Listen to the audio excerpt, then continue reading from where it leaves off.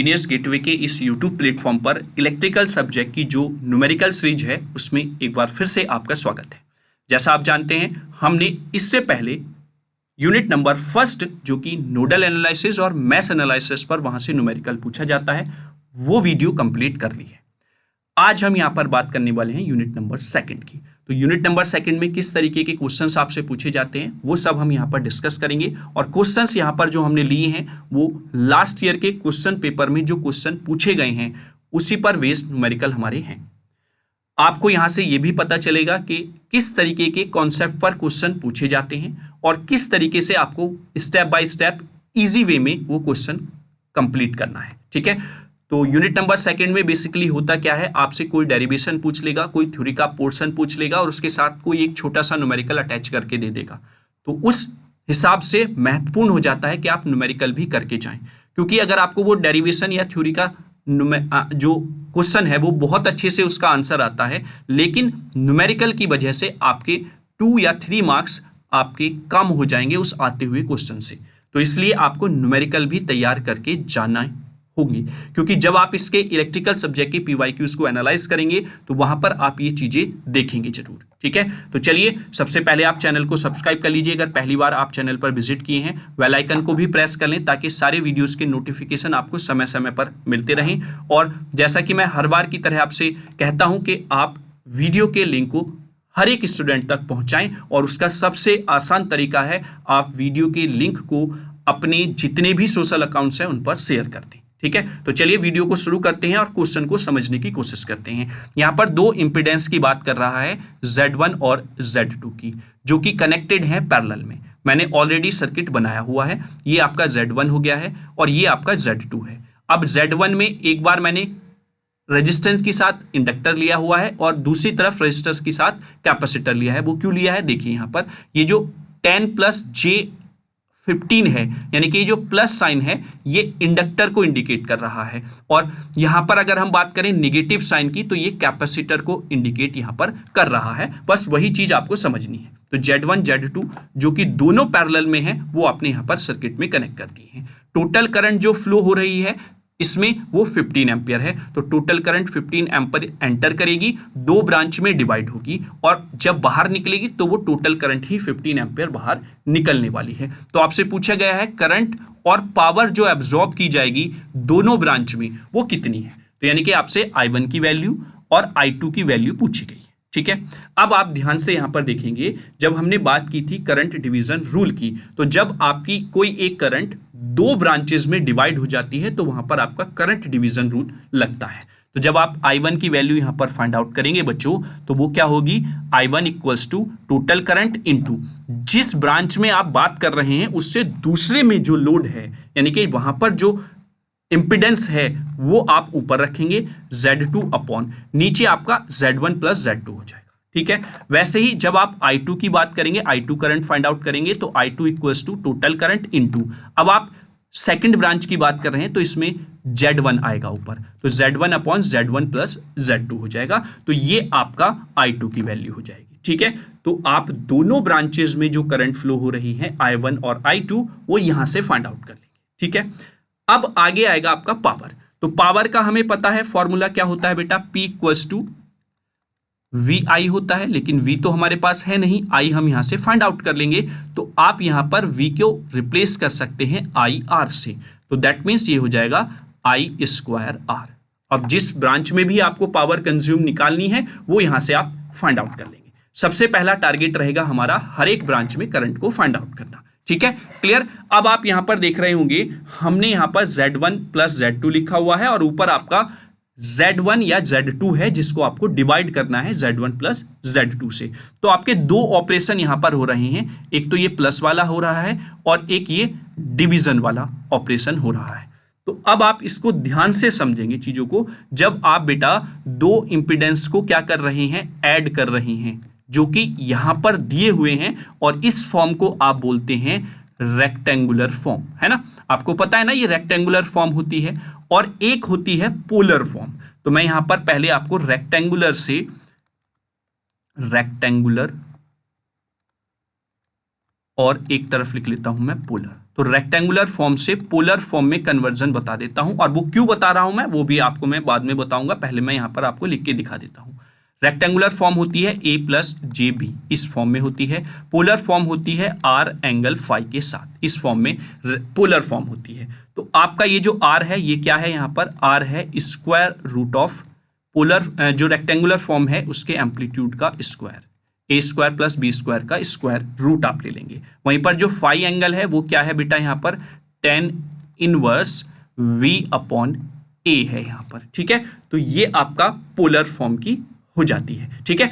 तो अब आपको ये क्यों करना है वो देखिए, जब बेटा आप z1 प्लस z2 करेंगे तो ये तो आप रेक्टेंगुलर फॉर्म में कर सकते हैं, ठीक है। यानी कि ये आप रेक्टेंगुलर फॉर्म में करेंगे जब दोनों z1 और z2 का एडिशन आप करेंगे, लेकिन जब आप इसको डिवाइड करेंगे तब आपको पोलर फॉर्म का नीड होगा, ठीक है। समझ गए ना, मैंने यहां पर क्या बताया है, जब आप डिवीजन वाला ऑपरेशन करेंगे तो आपको पोलर फॉर्म में कन्वर्ट करके करना है, और जब आप समीशन कर रहे हैं तो वो रेक्टेंगुलर फॉर्म में ही आप कर सकते हैं, ठीक है। तो सबसे पहले आप लिखेंगे z1 इक्वल्स टू जो आपको दिया हुआ है, मैं ऊपर लिख देता हूं z1 equals to 10 plus j15, और z2 दिया हुआ है 6 माइनस 8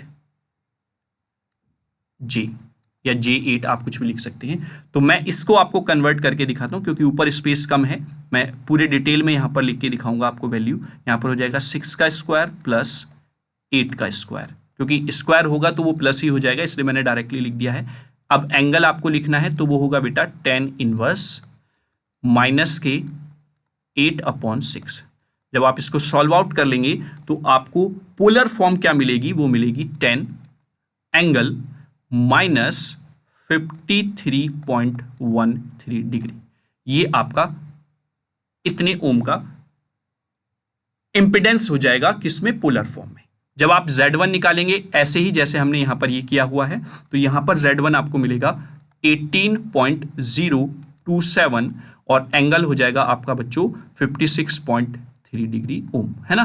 तो ये आपका पोलर फॉर्म हो जाएगी Z1 की, ठीक है। आपने दोनों चीजें निकालनी है। अब आपको देखिए Z1 Z2 पोलर फॉर्म में आप रख देंगे जब आप डिवीजन के लिए यहां पर वैल्यू रखेंगे, लेकिन आपको Z1 Z2 भी चाहिए तो Z1 प्लस Z2 आप डायरेक्टली यहां पर निकालेंगे 10 plus j15 plus 6 minus 8 j से, ठीक है। तो ये हो जाएगा आपका 16 और यहां पर हो जाएगा प्लस के j7, ठीक है। क्योंकि ये माइनस का है ये प्लस का है, दोनों सब्सट्रैक्ट हो जाएंगे, ये दोनों प्लस के हैं तो ये ऐड हो जाएंगे, तो ये 16 प्लस j7 आपको मिल जाएगा। और जब आप इसको पोलर में कन्वर्ट करेंगे इस 16 प्लस j7 को, तो वो मिलेगा बेटा 17.46, एंगल हो जाएगा यहां पर 23.63। देखिए ये छोटी छोटी चीजें आपको समझना बहुत जरूरी है, क्योंकि यही चीजें गलती कराते हैं और इन्हीं में बच्चे कंफ्यूज होकर अपने क्वेश्चन को समझ लेते हैं, बहुत हार्ड है हमसे नहीं हो पाएगा।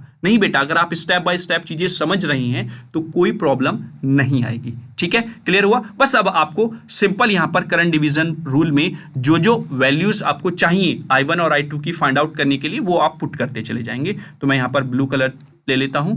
तो अब आपके पास I1 की वैल्यू क्या होगी बच्चों, I1 इज इक्वल टू 15 है, और Z2 किस में रखना है आपको, पोलर फॉर्म में। तो Z2 का पोलर फॉर्म है बेटा 10 एंगल माइनस 53.13 डिग्री अपॉन, और Z1 प्लस Z2 आप करेंगे तो यहां पर जब Z1 प्लस Z2 करते हैं तो आपको 16 प्लस J7 मिलता है, लेकिन हम यहां पर चूंकि अब डिवीजन करना है तो डायरेक्टली इसका पोलर फॉर्म हम यहां पर लिख देंगे। तो 17.46 एंगल हो जाएगा बच्चों 23.63 डिग्री।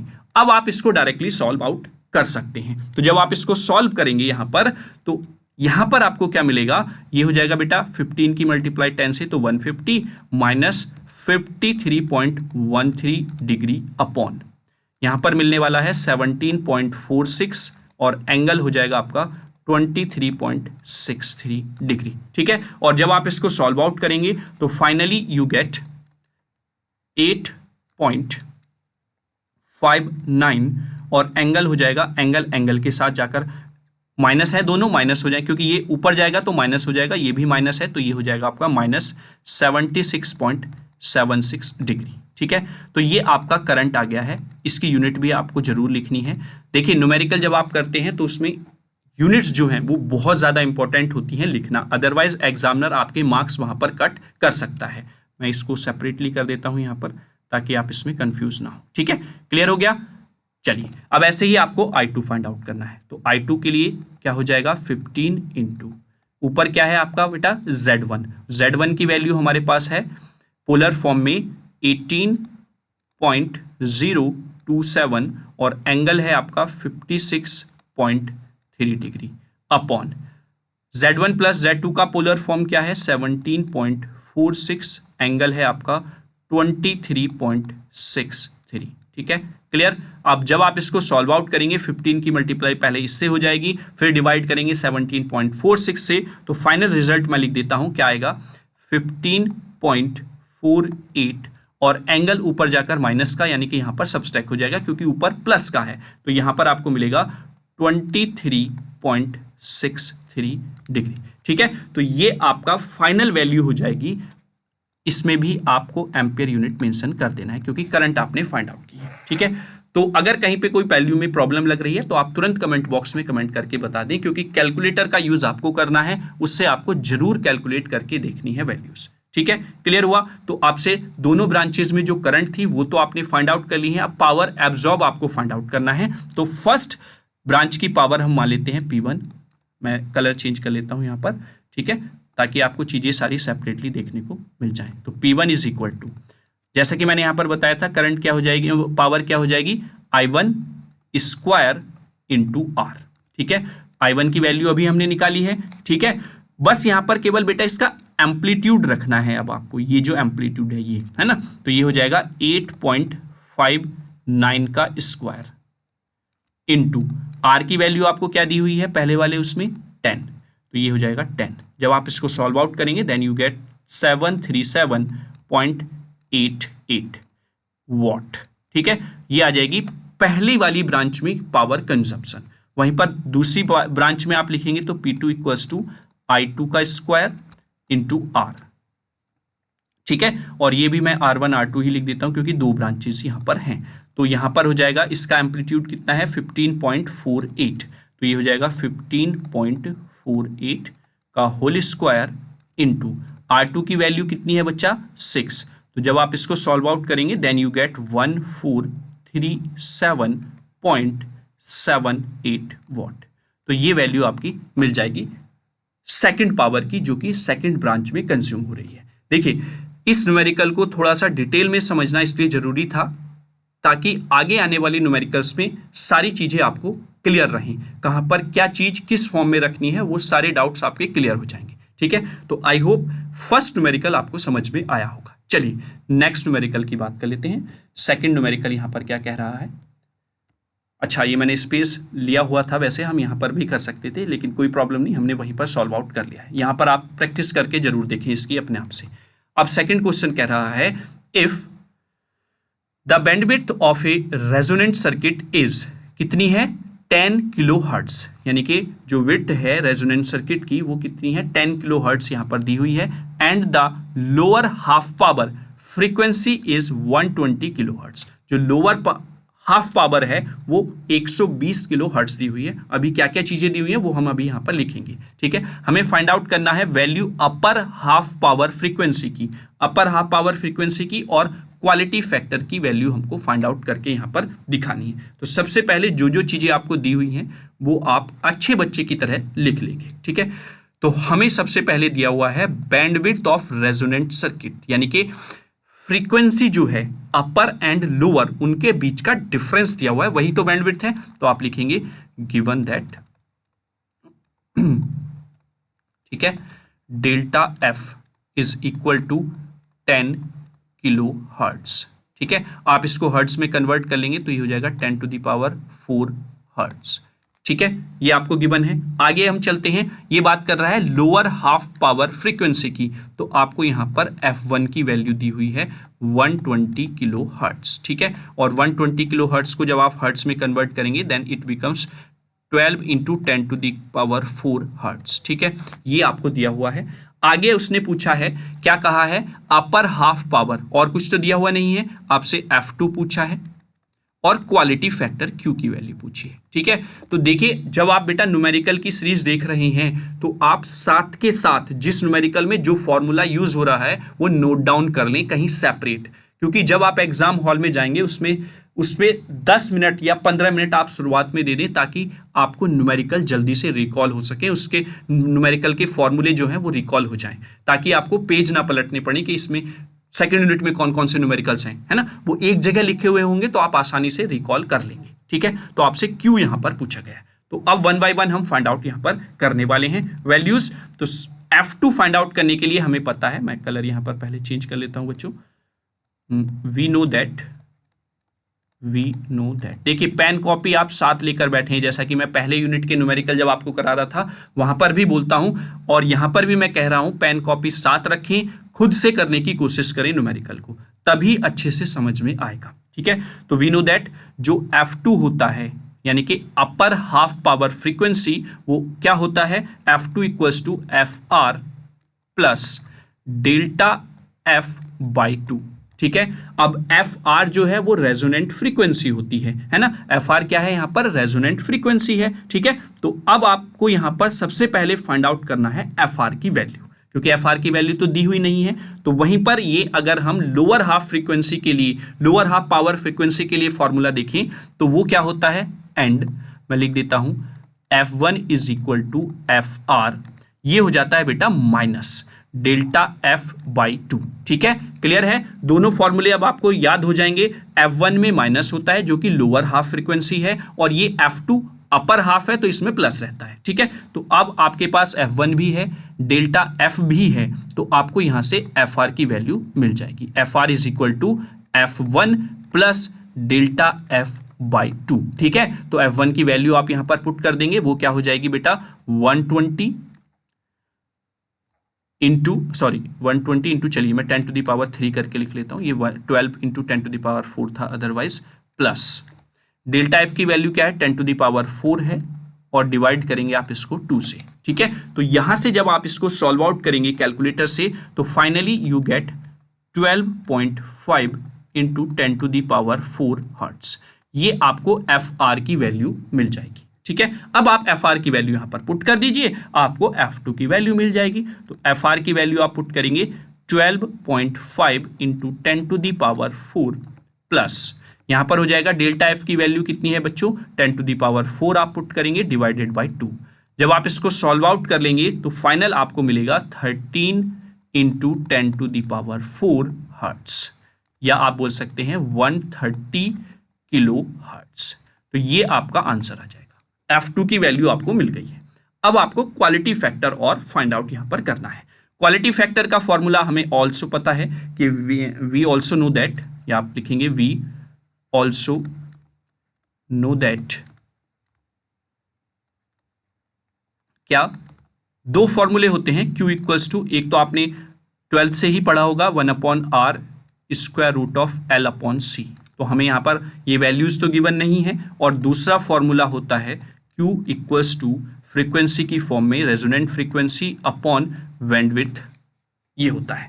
तो आपके पास FR है, आपके पास डेल्टा F है, तो यहाँ से दोनों वैल्यूज पुट करके आप क्वालिटी फैक्टर निकाल सकते हैं। तो यहाँ पर Q की वैल्यू क्या हो जाएगी, मैं लिख देता हूं FR अपॉन डेल्टा F। ठीक है, तो FR की वैल्यू क्या है, हमने यहां पर निकाली है, ये रहा FR 12.5 into 10 to the power 4 upon delta F क्या है, वो गिवन है 10 टू दी पावर 4, ये 10 टू दी पावर 4 है, 10 टू दी पावर 4 से 10 to the power 4 cancel out, then you get 12.5। ठीक है, क्वालिटी फैक्टर का कोई यूनिट नहीं होता है, तो ये आंसर आपका हो जाएगा। देखिए कितना इजी न्यूमेरिकल था, और आपका 7 मार्क्स में ये पूछा गया है। अगर यही क्वेश्चन वो किसी क्वेश्चन के साथ अटैच करके भी दे दे तो 3 मार्क के क्वेश्चन के लिए भी ये ज्यादा लेंदी क्वेश्चन नहीं है, लेकिन हाँ आपको जो क्वेश्चन आता हुआ होगा वो फिर आपका इनकम्प्लीट रह जाएगा अगर ये न्यूमेरिकल आपको नहीं आता है। तो सबसे पहले आपको क्या काम करना है, ये जितने भी फॉर्मूले आपके यूज हुए हैं F2 F1, यहां पर आपका क्वालिटी फैक्टर, ये सब फॉर्मूले आपको नोट डाउन कर लेने हैं एक सेपरेट जगह पर, ताकि आप एग्जाम हॉल में जाने से पहले 15-20 मिनट पहले इन सभी फॉर्मूलों को, जो कि एक जगह आपके पास कलेक्शन है, अच्छे से रिवाइज कर सके। ठीक है, आई होप आपने सेकंड न्यूमेरिकल को भी एंजॉय किया होगा। चलिए नेक्स्ट न्यूमेरिकल की अब हम यहां पर बात करते हैं। ठीक है, चलिए यहां पर देखिए मैं किस तरीके से आपसे कह रहा हूं, explain the series resonance in RLC circuit. पहले तो आपसे थ्योरेटिकल पार्ट पूछ लिया है, अब आगे आपको न्यूमेरिकल बताना है। तो इस तरीके से आपको तैयार रहना है, आपसे किसी भी तरीके से वो क्वेश्चन पूछ ले, आप बिल्कुल भी नहीं फंसेंगे वहां पर। न्यूमेरिकल क्या कह रहा है, इसको तो आप थ्योरेटिकली कवर करेंगे। न्यूमेरिकल कह रहा है, a series RLC circuit has R की वैल्यू दी हुई है 10 ओम, एल की वैल्यू दी हुई है 0.1 हेनरी और सी की वैल्यू दी हुई है 8 माइक्रोफैरेड। आगे पूछा क्या है, रेजोनेंट फ्रीक्वेंसी पूछी है। ठीक है, क्वालिटी फैक्टर पूछा है और आगे पूछा है द हाफ पावर फ्रीक्वेंसी, यानी कि F1 आपसे पूछा है। ठीक है, हाफ पावर फ्रीक्वेंसी नाम नहीं बोला है, लोअर या अपर, है ना, तो आप दोनों फाइंड आउट करेंगे F1 एंड F2। ठीक है, तो सबसे पहले अच्छे बच्चे की तरह आप लिखेंगे क्या क्या चीजें आपको गिवन है। तो लिखेंगे गिवन दैट, ठीक है, तो गिवन दैट यहां पर दिया हुआ है आर की वैल्यू 10 ओम। ठीक है, वहीं पर एल की वैल्यू दी हुई है 0.1 हेनरी। ठीक है, और सी की वैल्यू दी हुई है 8 माइक्रोफैरेड। आप इसको फैरेड में कन्वर्ट कर लेंगे, तो माइक्रो को जब आप कन्वर्ट करेंगे तो 10 टू द पावर -6 कर देंगे, तो 8 into 10 to the power -6 farad हो जाएगी। ठीक है, क्लियर हुआ, तो ये वैल्यू दी हुई है। साथ ही साथ ये भी लिख लें आप, किसमें है ये कनेक्शन, सीरीज में, है ना, तो ये सीरीज में लिख देंगे आप। ठीक है, सीरीज में है, क्योंकि सीरीज पैरेलल का अलग अलग फॉर्मूला आपका हो जाएगा। तो सबसे पहले आपसे पूछा क्या है, रेजोनेंट फ्रीक्वेंसी FR आपसे पूछा है, ये आपको लिखना है, मैं यहीं पर लिख देता हूं। ठीक है, क्वालिटी फैक्टर Q आपसे पूछा है और F1 F2 आपसे पूछा गया है। ठीक है, ये तीनों चीजें आपसे पूछी गई हैं। तो पहला लिखेंगे सबसे पहले वी नो दैट। तो सबसे पहले हमें क्या पता है, FR हमें निकालना है, तो मैं पहले कलर चेंज कर लूं यहां पर। तो FR निकालने के लिए हमें पता है FR इज इक्वल टू क्या होता है बच्चों, जो फॉर्मूला आप शुरुआत से पढ़ते हुए आ रहे हैं, मैं कहूं तो 10th क्लास से, बचपन से पढ़ते हुए आ रहे हैं, 1/2 pi square root of 1/LC। ठीक है, तो यहां पर हो जाएगा 1/2 पाई, और L और C दोनों वैल्यूज आपके पास हैं, तो यहां पर आप बहुत ही अच्छे से वैल्यू को पुट कर देंगे, 0.1 into 8 into 10 to the power -6। ठीक है, जब आप इसको कैलकुलेटर से सॉल्व कर लेंगे तो आपको मिलेगा 178.03 हर्ट्ज। तो ये वैल्यू आपको मिल जाएगी रेजोनेंट फ्रीक्वेंसी की। ठीक है, वहीं पर सेकंड पार्ट की बात कर लेते हैं। सेकंड पूछा है आपसे क्वालिटी फैक्टर। अभी इससे पिछले वाले न्यूमेरिकल में हमने क्वालिटी फैक्टर के लिए फॉर्मूले लिखे थे 2, तो वहां पर एक दूसरा फॉर्मूला जो था वो यहां पर यूज हो जाएगा, क्योंकि हमारे पास सारी वैल्यूज अवेलेबल है। ठीक है, इसीलिए मैं कह रहा हूं आपसे, आप फॉर्मूले साथ के साथ नोट करते चले जाएं। आप खुद देखेंगे कि जब आप एंड ऑफ द यूनिट पहुंचेंगे ना, तो वो फॉर्मूले आपको फिंगर टिप पर याद हो जाएंगे, क्योंकि वही फॉर्मूले बार बार आपको यूज करने हैं। ठीक है, तो आपके पास 1/r square root of L/C है, सारी वैल्यूज आपके पास हैं, तो आप वैल्यूज 1 बाय 1 करके पुट कर देंगे। यहाँ पर 0.1 अपॉन, यहाँ पर हो जाएगा बेटा 8 इंटू 10 टू द पावर -6। ठीक है, ये जब आप वैल्यू पुट करेंगे और सॉल्व आउट करेंगे कैलकुलेटर से, देन यू गेट 11.18। ठीक है, तो ये आपका क्वालिटी फैक्टर हो जाएगा, इसका कोई यूनिट नहीं होता है। क्लियर, चलिए अब हम थर्ड बात करते हैं, द हाफ पावर फ्रीक्वेंसी। तो पहले F1 फाइंड आउट करेंगे। F1 का फॉर्मूला हमें पता है क्या होता है बच्चों, FR minus delta F by 2। ठीक है, और दूसरा F2 होता है जो कि अपर हाफ पावर फ्रीक्वेंसी होती है, FR plus delta F by 2। Is that clear. अब आप यहां पर सोच रहे होंगे कि सर हम ये वैल्यूज कहां से पुट करें, FR तो हमने निकाल लिया है पहले वाले जो पार्ट में पूछा गया था, लेकिन डेल्टा F कहां से निकालें। तो उसके लिए भी एक फॉर्मूला है। अगर आपने लास्ट वीडियो मतलब लास्ट वाला जो न्यूमेरिकल है वो अगर अच्छे से किया होगा, तो हमने एक फॉर्मूला लिखा था बच्चों, Q इक्वल्स टू क्या लिखा था, FR अपॉन डेल्टा F, और यहां पर FR भी है और Q भी है, दोनों आप फाइंड आउट कर चुके हैं। तो डेल्टा F क्या नहीं निकलेगा, बिल्कुल निकलेगा, delta F equals to FR upon Q हो जाएगा। ठीक है, ये वैल्यू आप यहां पर पुट कर लेंगे। क्लियर है, आई होप आप लोग समझ गए होंगे। तो चलिए यहाँ पर वैल्यू पुट करते हैं। एफ आर की वैल्यू क्या है, अभी हमने फाइंड आउट किया ना बेटा, 178.03 माइनस डेल्टा एफ की जगह पर आप क्या रखेंगे, एफ आर अपॉन क्यू। तो एफ आर तो ऊपर हो जाएगा और क्यू नीचे आ जाएगा, तो ये 2Q हो जाएगा। ठीक है, तो मैं सारी वैल्यूज पुट कर लेता हूं आगे। 178.03 माइनस एफ आर की वैल्यू हमने फाइंड आउट की है, क्या है 178.03 अपॉन क्वालिटी फैक्टर भी आपने फाइंड आउट किया है, क्या है 11.18।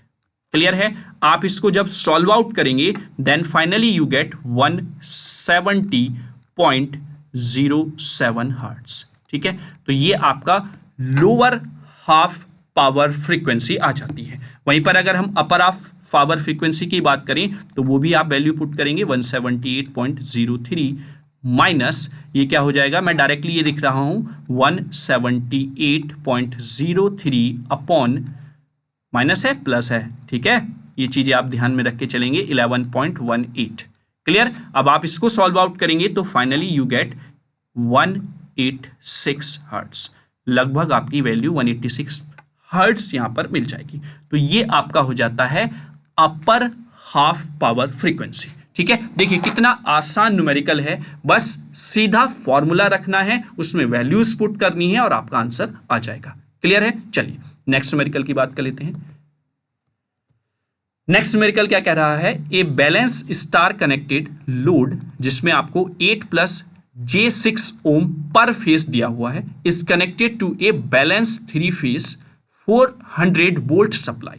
यानी कि 3 फेज वाला न्यूमेरिकल है जिसमें सप्लाई वोल्टेज उसने 400 वोल्ट दी हुई है। ठीक है, आगे कहा है find the line current. Line current पूछा है, फेज करंट पूछा है, पावर फैक्टर पूछा है and power and total volt ampere पूछा गया है। अब ये क्या क्या चीजें हैं, सबसे पहले आप उसको नोट डाउन करेंगे, क्या पूछा है, क्या दिया हुआ है। ठीक है, तो पहले लिखा हुआ है गिवन दैट, है ना। तो किस तरीके का कनेक्शन है वो आप पहले सबसे पहले लिख लेंगे। स्टार कनेक्टेड है तो आप यहां पर लिख लेंगे स्टार कनेक्टेड। ठीक है, तो ये आप स्टार कनेक्टेड यहां पर लिख लेंगे और जो जो चीजें और दी हुई हैं वो आप यहां पर लिखेंगे। पर फेस करके आपको यहां पर लोड दिया हुआ है, तो ZPH आपको गिवन है 8 + j6। ठीक है, क्लियर हो गया यहां पर। अब मैं इसको यहां पर इसकी जो ओरिजिनल फॉर्म है वो भी मैं लिख लेता हूं, R + jXL यहां पर ये दिया हुआ है, जो एक्चुअल में इंपेडेंस होता है, इस तरीके से आपको यहां पर दिया हुआ है। ठीक है, क्लियर हुआ। पर फेस है, ये PH जो लिखा हुआ है ना, ये पर फेस को इंडिकेट कर रहा है बेटा, है ना। और अगर मैं इसकी पोलर फॉर्म यहां पर निकालना चाहूं तो पोलर फॉर्म क्या हो जाएगी बेटा, √8² + 6² एंगल हो जाएगा tan इनवर्स 6/8। और जब आप इसको कैलकुलेटर से सॉल्व आउट कर लेंगे देन यू गेट 10 और एंगल आपको मिलेगा 36.86 डिग्री। तो ये इसका पोलर फॉर्म हो जाएगा। ये रेक्टेंगुलर फॉर्म है और ये पोलर फॉर्म है। ठीक है, क्लियर हो गया। यहां तक कोई प्रॉब्लम आपको नहीं होनी चाहिए। ठीक है, और आपको यहां पर VL दिया हुआ है, जो सप्लाई वोल्टेज है वो है 400 वोल्ट। ठीक है, ये 400 वोल्ट आपको दिया हुआ है। देखिए अगर इसमें न्यूमेरिकल में, जैसे इस न्यूमेरिकल में इसने नहीं दिया है कि ये लाइन वोल्टेज है या फेज वोल्टेज है, तो आप हमेशा उसको लाइन वोल्टेज एज्यूम करेंगे। ठीक है, समझ गए ना। अगर उसने दिया है तो कोई प्रॉब्लम नहीं है, अगर उसने नहीं दिया है तो जो भी वोल्टेज दी हुई है सप्लाई वोल्टेज, उसको आप लाइन वोल्टेज कंज्यूम करके चलेंगे, सॉरी मतलब एज्यूम करके चलेंगे। ठीक है, क्लियर हुआ। अब पूछा क्या क्या है वो हम यहां पर नोट डाउन कर लेते हैं। देखिए आपसे सबसे पहले लाइन करंट पूछी है, IL पूछा है, फेज करंट पूछा है, IPH पूछा है। ठीक है, वहीं पर पावर फैक्टर पूछा है, पावर फैक्टर होता है cos phi आपसे पूछा गया है। वहीं पर साथ ही साथ पावर पूछी गई है। अब ये पावर जो है ये एक्टिव पावर को बोल रहा है, तो P पूछा है, मैं ब्रैकेट में लिख देता हूं एक्टिव पावर, है ना, एक्टिव पावर। वहीं पर आपसे वोल्ट एम्पियर पूछा गया है, जिसको आप S से रिप्रेजेंट करते हैं और इसको आप कहते हैं एपरेंट पावर, है ना, एपरेंट पावर। तो एपरेंट पावर पूछा गया है, या इसी को आप टोटल पावर भी कह देते हैं, ये आप ध्यान रखेंगे। ठीक है, टोटल पावर भी इसका नाम होता है। तो आपसे एपरेंट पावर पूछ ले, टोटल पावर पूछ ले, यानी कि वो S पूछना चाह रहा है। ठीक है। अब देखिए, न्यूमेरिकल देखने में आपको ऐसा लग रहा है बहुत सारी चीजें निकालनी है, हार्ड होगा, नहीं, देखिए इस छोटे से पेपर पे ही आ जाएगा। चलिए, तो सबसे पहले आपको ये देखना है कि आपको स्टार कनेक्शन दिया हुआ है, तो स्टार कनेक्शन में होता क्या है, स्टार कनेक्शन में होता है कि लोड करंट जो है वो फेस करंट के इक्वल होती है। तो सबसे पहले लिखेंगे फर्स्ट में, we know that for star connection IL is equal to IPH, यानी कि load current equals to phase current की रहती है। ठीक है, जब वो बैलेंस्ड स्टार कनेक्शन की बात कर रहा है। ठीक है, क्लियर हो गया। तो अब आप IL is equal to IPH, यानी कि जो दो चीजें आपसे पूछी गई थी वो एक साथ आपको मिल जाएंगी। और आपको पता है Ohm's law, V equals to IR होता है, तो यहां से आप I निकालें तो V अपॉन R हो जाता है I की वैल्यू, है ना। तो यहां पर भी आपको I ही निकालना है, तो मैं यहां पर ही इसको कंटिन्यू कर देता हूं IPH, क्योंकि हमारे पास क्या है, VPH अपॉन यहां पर होता है ZPH। ठीक है, अब VPH तो आपके पास नहीं है, क्योंकि ये जो दिया हुआ है ये क्या है, लाइन वोल्टेज है, तो आपको VPH का भी पता होना चाहिए, और VL में जो रिलेशन होता है वो क्या होता है बेटा, VL upon square root of 3। Theoretical concept अगर आपके क्लियर होंगे तो आपको कोई प्रॉब्लम नहीं होगी, अदरवाइज न्यूमेरिकल के पॉइंट ऑफ व्यू से आप इन सब चीजों को एक जगह पर नोट कर लें, जो जो चीजें जिसकी जगह पर रखी जा रही हैं, ताकि आप उनको याद करके एज ए फॉर्मूला और वैल्यूज फाइंड आउट कर सकें। तो अब आप वैल्यू पुट कर देंगे यहां पर, क्योंकि आपके पास ZPH भी है और VL भी है, तो यहां पर हो जाएगा 400 अपॉन ये स्क्वायर रूट ऑफ 3 जो है वो नीचे चला जाएगा बच्चों। और यहां पर क्या करेंगे, यहां पर इसकी पोलर फॉर्म का जो एम्पलीट्यूड है वो पुट करेंगे, यानी कि 10 यहां पर पुट करना पड़ेगा आपको। और जब आप इसको सॉल्व आउट करेंगे तो चाहे आप इसको डायरेक्टली ऐसे भी छोड़ सकते हैं कि ये 400 अपॉन स्क्वायर रूट ऑफ 3 आ जाएगा, sorry 40 upon square root of 3, क्योंकि एक जीरो से एक जीरो तो यहां पर कैंसिल आउट हो जाएगा।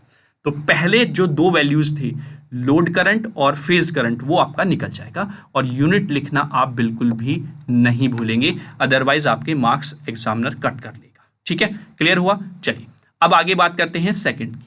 सेकंड पार्ट में मतलब आगे क्या पूछा गया है, आगे पूछा गया है पावर फैक्टर। तो पावर फैक्टर क्या होता है, cos फाई, है ना।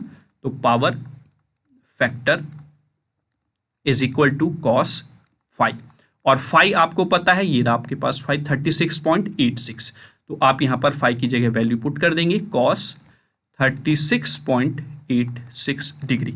जब आप इसको कैलकुलेटर से कैलकुलेट करेंगे देन यू गेट 0.8, तो ये आपका पावर फैक्टर आ जाएगा। क्योंकि आपको पोलर फॉर्म का पता है ना, R इन एंगल फाई होता है पोलर फॉर्म, तो यहां पर ये फाई है एंगल, ठीक, तो ये आपका पावर फैक्टर हो जाता है। थर्ड आपसे नेक्स्ट क्या पूछा गया है, अगर थर्ड पार्ट में हम ध्यान से देखें तो पावर फैक्टर तो हमने निकाल लिया है, पावर और टोटल वोल्टेज एम्पियर पावर, जो कि मैंने आपको बताया एक्टिव पावर, ये क्या होता है, P equals to square root of 3 VL IL cos phi. ठीक है, जो मतलब एक्टिव पावर जो है वो आप इस तरीके से फाइंड आउट करेंगे।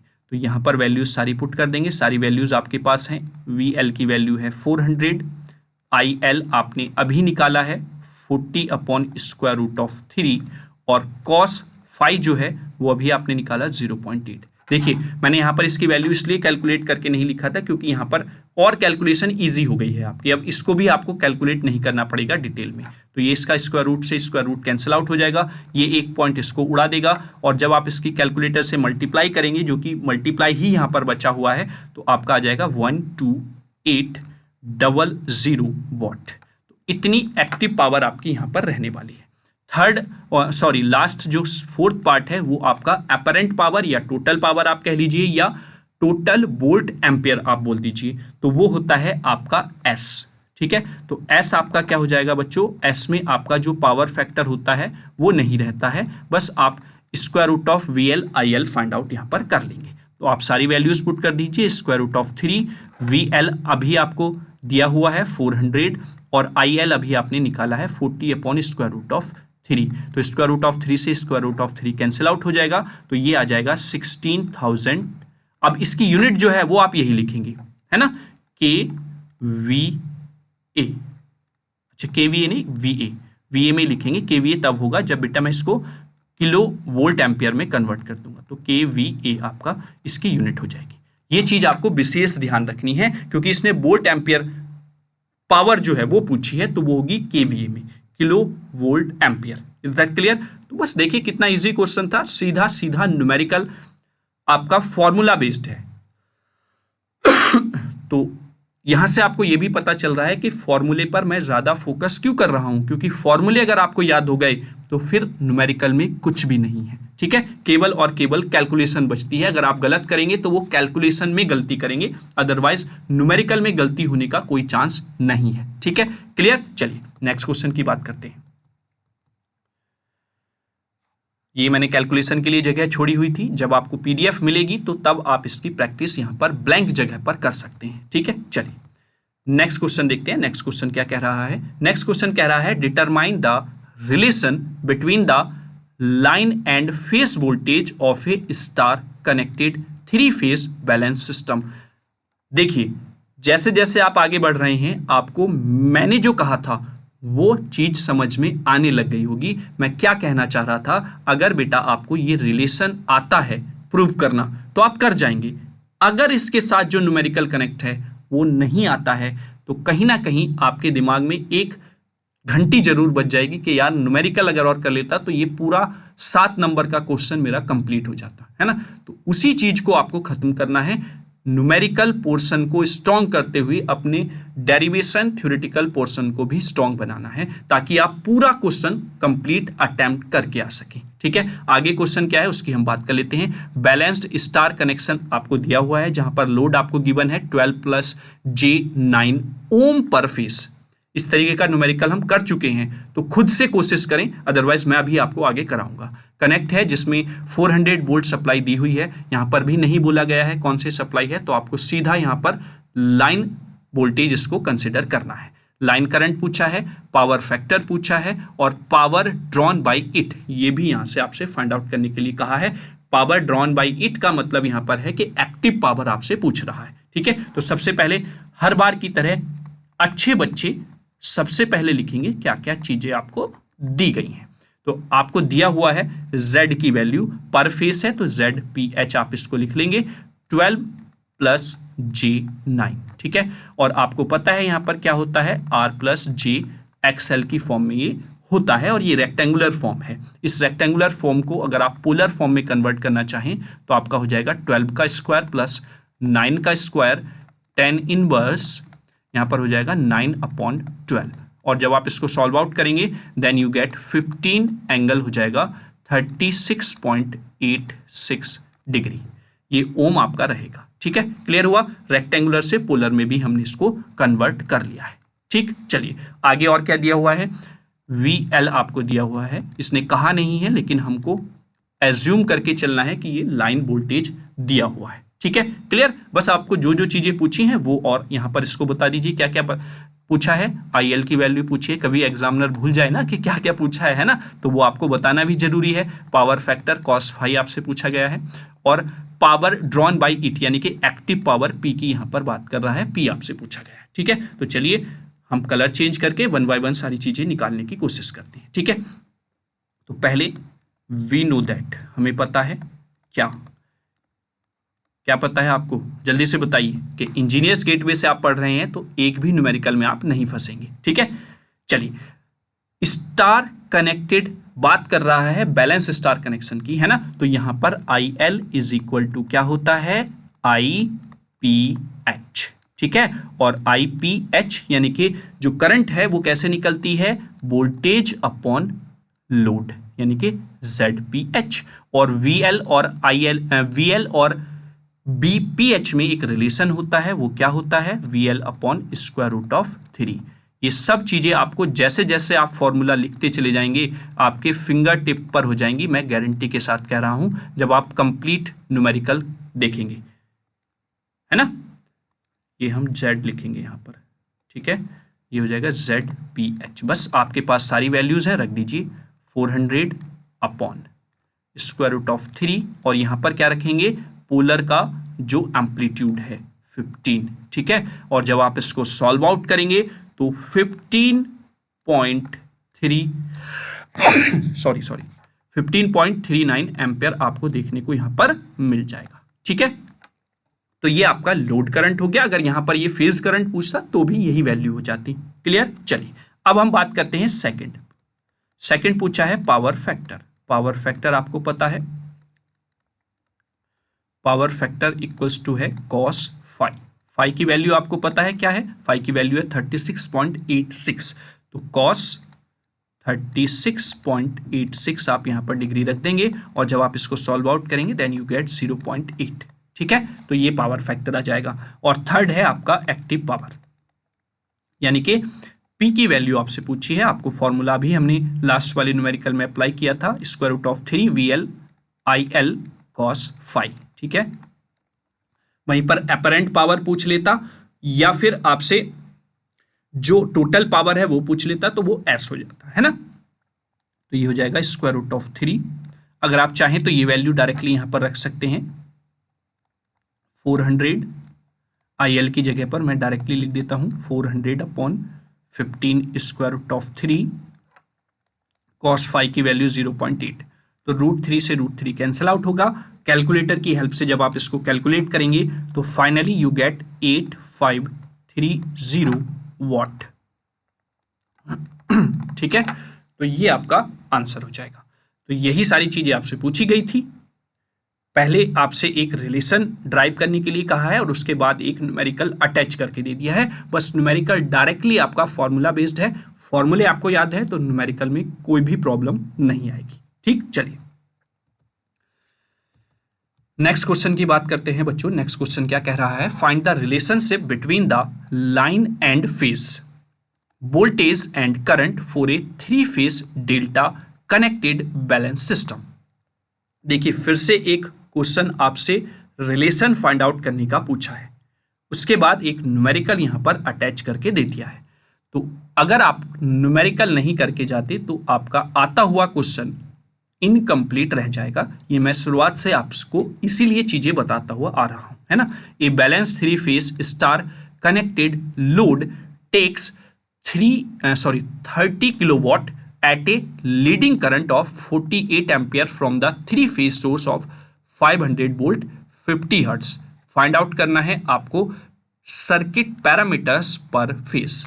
क्या क्या चीजें आपसे पूछी गई हैं वो 1 by 1 हम यहां पर लिखेंगे अभी। तो सबसे पहले जो जो चीजें दी हुई हैं वो लिख लेते हैं। गिवन दैट, क्या क्या आपको गिवन है बेटा यहां पर वो हम लिखेंगे। सबसे पहले आपको दिया हुआ है पावर, कितना है 30 kW। ठीक है, और आप इसको कन्वर्ट कर लेंगे वॉट में तो ये हो जाएगा 3 × 10⁴ वॉट। ठीक, क्लियर हो गया। अब आपसे यहां पर आगे अगर बात करें लीडिंग करंट है, यानी कि ये जो करंट है ये आपको दिया हुआ है IL। लीडिंग का तो मतलब ये लीड और लैग जो होता है वो यहां पर कह रहा है ये आपका 48 एम्पेयर हो जाएगा। ठीक है, और आपको पता है स्टार कनेक्टेड है बैलेंस्ड में तो IL इक्वल्स टू IPH भी होता है, हम करते हुए भी आ रहे हैं पिछले न्यूमेरिकल्स में। ठीक है, तो यहां पर दिया हुआ है लीडिंग का मतलब यहां पर क्या है, अगर आपको पता है तो तुरंत वीडियो को पॉज कीजिए, कमेंट बॉक्स में बता दीजिए, अदरवाइज मैं तो हूं यहां पर बताने के लिए, है ना। तो लीडिंग का मतलब यहां पर ये बता रहा है कैपेसिटिव नेचर।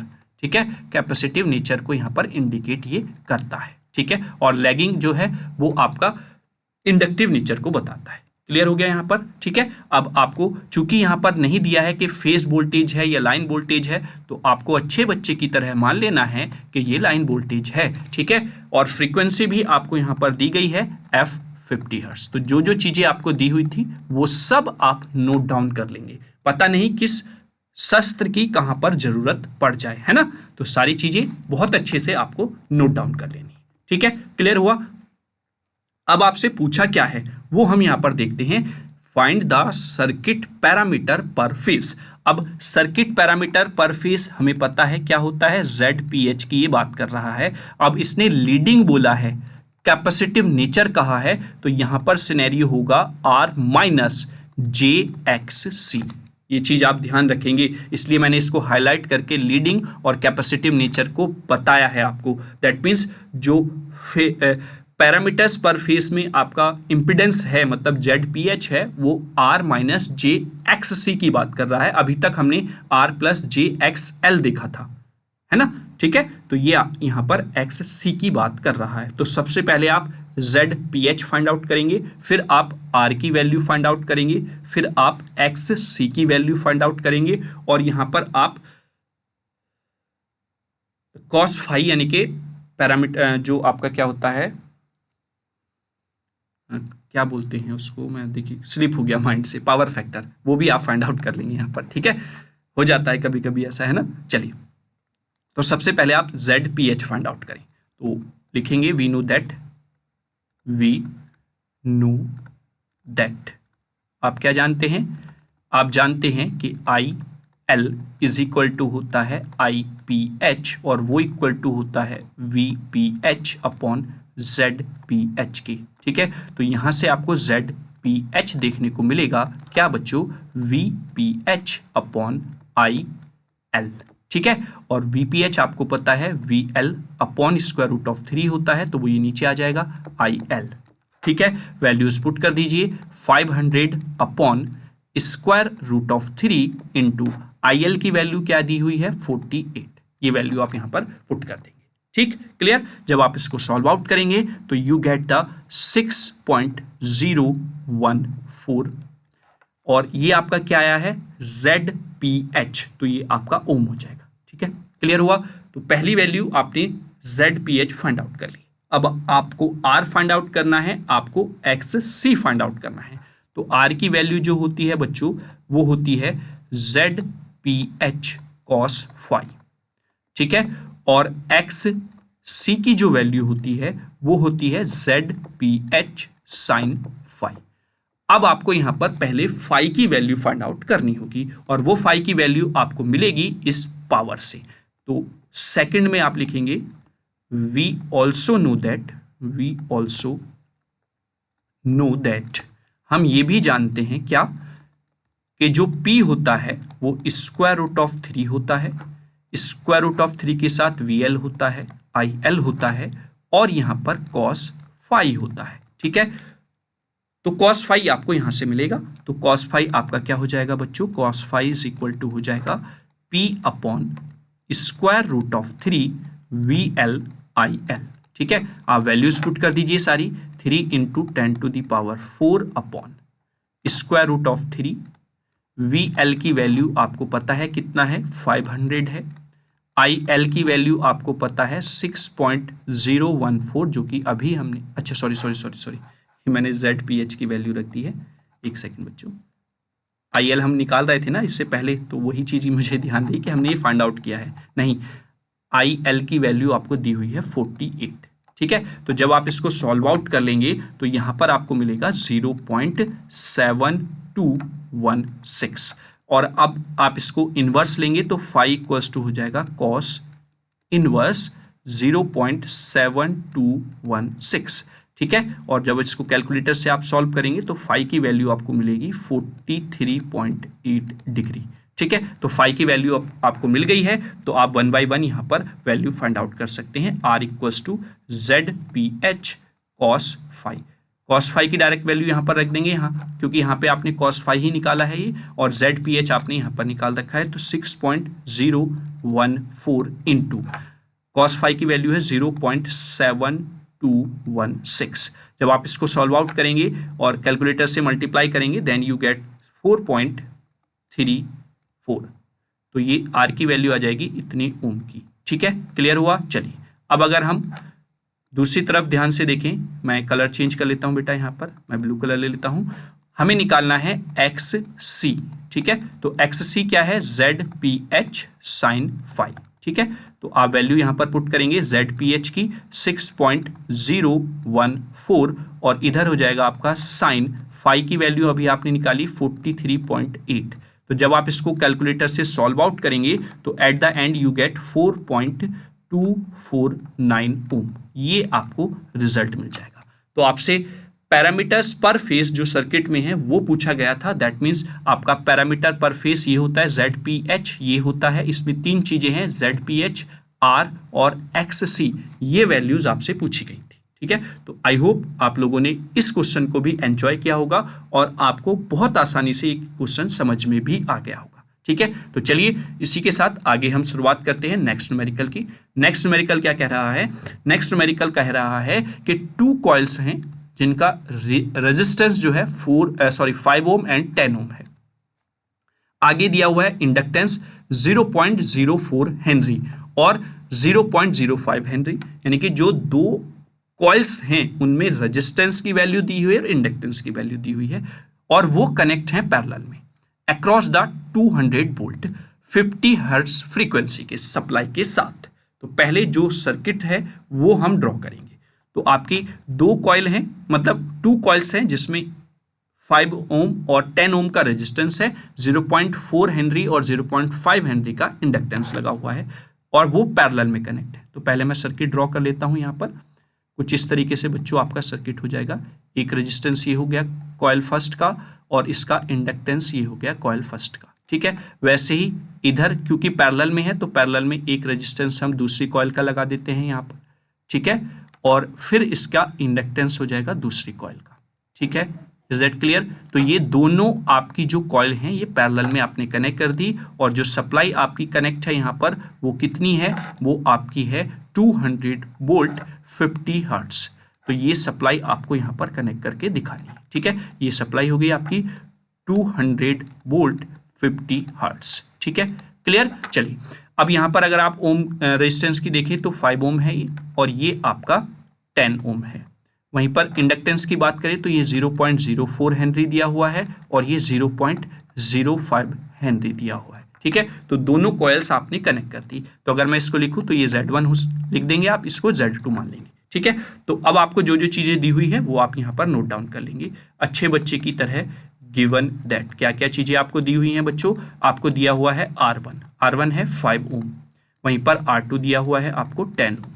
ठीक है, उसी के साथ साथ आपको एक्स नहीं, ये इंडक्टेंस दिया हुआ है ना, तो L1 आपको दिया हुआ है, L1 दिया हुआ है 0.04 हेनरी और L2 आपको दिया हुआ है 0.05 हेनरी। ठीक है, तो आप यहां से XL आप निकाल सकते हैं, XL1 है ना, वो क्या हो जाएगा 2 पाई FL1 और ऐसे ही XL2 अगर आप यहां से निकालें तो वो हो जाएगा 2 पाई FL2। देख लेंगे आगे, अगर जरूरत पड़ेगी तो हम इन वैल्यूज को यहां पर फाइंड आउट कर लेंगे कैलकुलेटर की हेल्प से। ठीक है, क्लियर हुआ? चलिए अब अगर आप ध्यान से यहां पर देखें तो आपसे पूछा क्या क्या गया है वो चीज हमें देखनी है।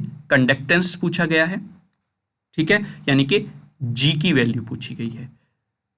ससेप्टेंस पूछा गया है यानी कि V की वैल्यू पूछी गई है। एडमिटेंस पूछा गया है यानी आपसे Y की वैल्यू पूछी गई है। ठीक है, ऑफ ईच कॉइल, हर एक कॉइल का, तो G1 G2 V1 V2 Y1 Y2 आपसे पूछना है। वहीं पर total current drawn by the circuit and it's power factor, total current I भी पूछा है, पावर फैक्टर भी पूछा है और कितनी पावर एब्जॉर्ब हो रही है सर्किट में ये भी पूछा है। तो 1 बाय 1 हम सारी चीजें अभी फाइंड आउट करने वाले हैं। तो सबसे पहले हम फाइंड आउट कर लेते हैं, यहां पर क्या फाइंड आउट करते हैं? कंडक्टेंस। कंडक्टेंस के लिए आपका फॉर्मूला आपको पता है, तो मैं यहां पर सारे फॉर्मूलेज ये लिख देता हूं जो जो आपको यहां पर फाइंड आउट करना है। तो कंडक्टेंस का फॉर्मूला अगर आप देखें तो कंडक्टेंस का फॉर्मूला होता है बेटा G इक्वल्स टू, G से हम इंडिकेट करते हैं R/Z का स्क्वायर। ठीक है, वहीं पर ससेप्टेंस का फॉर्मूला जो होता है वो होता है बेटा V equals to XL upon, यानी कि इसके मैग्नीट्यूड की फॉर्म में रहेगा Z का स्क्वायर, इसका मैग्नीट्यूड यहां पर ये हो जाएगा V की वैल्यू, और एडमिटेंस जो होता है वो Y इक्वल्स टू 1/Z होता है। ठीक है, तो अब अगर आप ध्यान से देखें तो सबसे पहले हमें यहां पर Z की वैल्यू फाइंड आउट करनी होगी, तभी आप Y निकाल सकते हैं, तभी आप G निकाल सकते हैं और तभी आप V भी निकाल सकते हैं। तो आप सबसे पहले Z की वैल्यू यहां पर फाइंड आउट करें। ठीक है, तो लिखेंगे यहां पर वी नो दैट, हमें पता है यहां पर जो ये कॉइल फैली है, पहली कॉइल जो है उसका जो इंपेडेंस है Z1 और दूसरी कॉइल Z2 वो क्या है? Z1 इक्वल्स टू यहां पर है आपका R1 प्लस JXL, है ना। वैल्यू आप यहां पर पुट करेंगे तो यहाँ पर हो जाएगा R1 की वैल्यू आपको दी हुई है 5 प्लस J। अच्छा, एक्सेल यहाँ पर आप निकाल लेंगे, एक्सेल 1 होगा पहले के लिए, है ना। तो जब आप वैल्यू पुट करेंगे और इसको मतलब इसमें तो कैलकुलेटर से कैलकुलेट ही करना है, मैं डायरेक्ट यहाँ पर वैल्यू लिख देता हूँ 12.56, ठीक है। और इस साथ ही साथ इसकी पोलर फॉर्म भी आप लिख लीजिए क्योंकि आपको मैग्नीट्यूड की आगे नीड होगी। तो ये आ जाएगा 13.51, एंगल हो जाएगा 68.29। कैलकुलेटर से कैलकुलेट करके देखें, सारी वैल्यू खुद फाइंड आउट करें, ठीक है। रटनी नहीं है चीजें, क्योंकि अगर वैल्यू चेंज हो जाएंगी तो आप कैसे कर पाएंगे अगर आपने वैल्यूज रटी हुई है ना। वैसे ही R2 हो जाएगा Z2 R2 प्लस JXL2। जब आप इसमें वैल्यूज पुट कर देंगे तो यहां पर हो जाएगा 10 प्लस JXL2 की वैल्यू आ जाएगी 15.57, ठीक है। और ये तो आपकी रेक्टेंगुलर फॉर्म हो गई है, पोलर फॉर्म हो जाएगी इसकी 18.61, एंगल हो जाएगा आपका 57.50, ठीक है, 57.50। ये भी ओम है और ये भी ओम में रहेगा, ठीक है। तो ये वैल्यूज आपकी आ जाती हैं Z1 और Z2 की, ठीक है। तो अब आप Y1 निकाल सकते हैं, Y2 निकाल सकते हैं। तो 10, पहले हम यहां पर इसका एडमिटेंस ही फाइंड आउट कर लेते हैं ना। 10 Y1 is equal to 1 upon Z1, ठीक है। अब अपॉन है तो कौन सी वैल्यू रखेंगे, देखिए इसीलिए मैंने पोलर में कन्वर्ट कराया था, है ना। तो 1 अपॉन, ये कॉन्सेप्ट आपको ध्यान में रख के चलना है बेटा कि अगर आप डिवाइड करेंगे तो आपको पोलर फॉर्म में वैल्यू को रखना होता है, ठीक है। तो जब आप इसको सॉल्व आउट कर लेंगे, डिवाइड करेंगे 1 को 13.51 से, देन यू गेट 0.74 और एंगल आपका ऊपर जाकर माइनस में हो जाएगा 68.29 डिग्री, ठीक है। तो ये आपका सीमेंस इसकी यूनिट हो जाएगी। तो ये Y1 की वैल्यू हो गई। ऐसे ही जब आप Y2 निकालेंगे 1 अपॉन Z2, और जब आप पोलर फॉर्म से डिवाइड करेंगे Z2 के, then you get final answer 0.0537 और एंगल हो जाएगा यहाँ पर माइनस के 57.5, क्योंकि ये ऊपर जाएगा और इसकी यूनिट भी सीमेंस है, तो यहाँ पर S लिख देंगे। तो यानी कि एडमिटेंस जो था वो तो आपने फाइंड आउट कर लिया है, ठीक है। आई होप यहाँ तक आपको कोई प्रॉब्लम नहीं हुई होगी। कैलकुलेशन जो है वो मैं डायरेक्टली इसलिए लिख रहा हूँ कि ताकि वीडियो ज़्यादा लेंदी ना हो और खुद से भी आप प्रैक्टिस करें, अदरवाइज आप पेन कॉपी नहीं उठाते हैं जहाँ तक मैं एनालाइज करता हूँ चीज़ों को, ठीक है। तो ये आपका हो जाएगा क्लियर। चलिए अब आगे अगर मैं बात करता हूँ, नेक्स्ट हमें निकालना है इसके बाद ससेप्टेंस और कंडक्टेंस। तो मैं पहले कंडक्टेंस फाइंड आउट कर लेता हूँ। यहाँ पर जो न्यूमेरिकल था वो मैंने छोटा करके यहाँ पर ऑलरेडी मेंशन कर लिया है, ठीक है। तो जब आप कंडक्टेंस निकालेंगे तो कंडक्टेंस होता है G इक्वल्स टू, मैंने फॉर्मूला आपको बताया था R अपॉन Z का स्क्वायर। चूंकि आपको हर एक कॉइल के लिए निकालना है तो आप यहाँ पर लिखेंगे G1 इक्वल्स टू क्या हो जाएगा R1 अपॉन Z1 का स्क्वायर, ठीक है, क्लियर। अब Z1 में भी उसके मैग्नीट्यूड का स्क्वायर रखना है यहाँ पर, जो Z1 आपने निकाला है किसमें, पोलर फॉर्म में। तो R1 की वैल्यू आपको दी हुई है 5 अपॉन Z1 आपने निकाला था, मैं यहाँ पर लिख लेता हूँ दोनों वैल्यूज जो हमने पीछे फाइंड आउट की हैं ताकि आप कंफ्यूज ना हो। Z1 हमने पोलर फॉर्म में निकाला था 13.51 और एंगल है आपका 68.29 डिग्री। वहीं पर Z2 जो हमने फाइंड आउट किया था वो था 18.61 और एंगल था आपका 57.5, ठीक है। ये आपने फाइंड आउट की थी Z1 और Z2 की पोलर फॉर्म, ठीक है। तो जब आप Z1 का स्क्वायर रखेंगे तो दैट मीन्स इसकी एम्पलीट्यूड का स्क्वायर आपको करना है 13.51 का स्क्वायर, और जब आप इसको कैलकुलेटर से सॉल्व करेंगे देन यू गेट 0.0274 सीमेंस इसकी यूनिट हो जाएगी। वैसे ही आप G2 फाइंड आउट करेंगे, G2 भी हो जाएगा आपका R2 अपॉन Z2 का होल स्क्वायर। R2 की वैल्यू दी हुई है 10, Z2 की वैल्यू है 18.61 का होल स्क्वायर, और वो इक्वल टू क्या होने वाला है, वो इक्वल टू हो जाएगा 0.0288 सीमेन। तो ये आपने वैल्यू फाइंड आउट कर ली है कंडक्टेंस की, ठीक है। अब हम फाइंड आउट करेंगे ससेप्टेंस की। तो ससेप्टेंस के लिए मैं कलर चेंज कर लेता हूं बेटा। यहाँ पर देखिए, प्रैक्टिस करेंगे तो न्यूमेरिकल हार्ड नहीं लगेंगे, ये मैं बार बार आपसे कह रहा हूं, क्योंकि न्यूमेरिकल डायरेक्टली फॉर्मूला बेस्ड पूछे जाते हैं, तो बिल्कुल भी परेशान होने की आपको जरूरत नहीं है यहाँ पर, ठीक है। तो ये हम मैग्नीट्यूड की यहाँ पर बात कर लेते हैं दोनों की, एक्सएल की। तो जब आप V1 निकालेंगे तो V1 होगा XL1 अपॉन Z1 का स्क्वायर, ठीक है। अब XL1 क्या था वो हमने फाइंड आउट किया था 12.56, तो वो हम यहाँ पर वैल्यू पुट कर देंगे, वो वैल्यू हो जाएगी आपकी 12.56 अपॉन Z1 का स्क्वायर यानी कि 13.51 का स्क्वायर।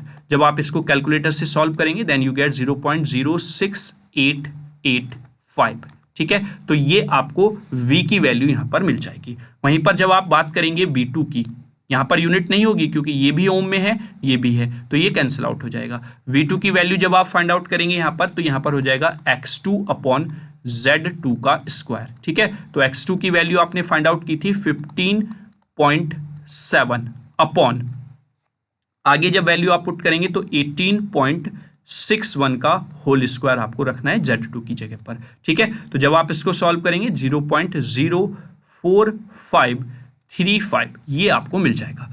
तो आपने पहला वाला जो टर्म था उसकी तीनों चीजें आपने निकाल दी हैं, कंडक्टेंस, ससेप्टेंस और एडमिटेंस। दोनों कॉइल्स के लिए सेपरेटली आपने वैल्यूज फाइंड आउट कर दी, ठीक है, क्लियर।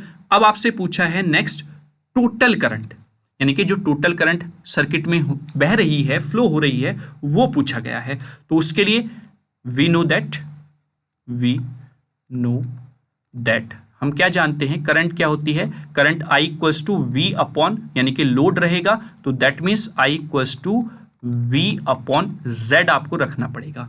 अब पूरे सर्किट में पूछा है, सेपरेटली कॉइल की बात नहीं कर रहा है, वो पूरे सर्किट की बात कर रहा है, तो आपको यहां पर Z निकालना होगा। और चूंकि दोनों Z1 यहां पर ऐसे जो लगे हुए हैं दोनों कॉइल्स, और Z2 जो ये दूसरी कॉइल है, ये दोनों पैरेलल में कनेक्ट है मेरे बेटो, है ना। तो पैरेलल में कनेक्ट है तो यानी Z1 Z2 जो है वो पैरेलल में है, तो इनका पैरेलल कॉम्बिनेशन से आपको रिजल्टेंट इंडक्टेंस निकालना होगा। तो वो क्या हो जाएगा, Z1 पैरेलल टू Z2, है ना। और ये क्या होता है, Z1 Z2 upon Z1 plus Z2।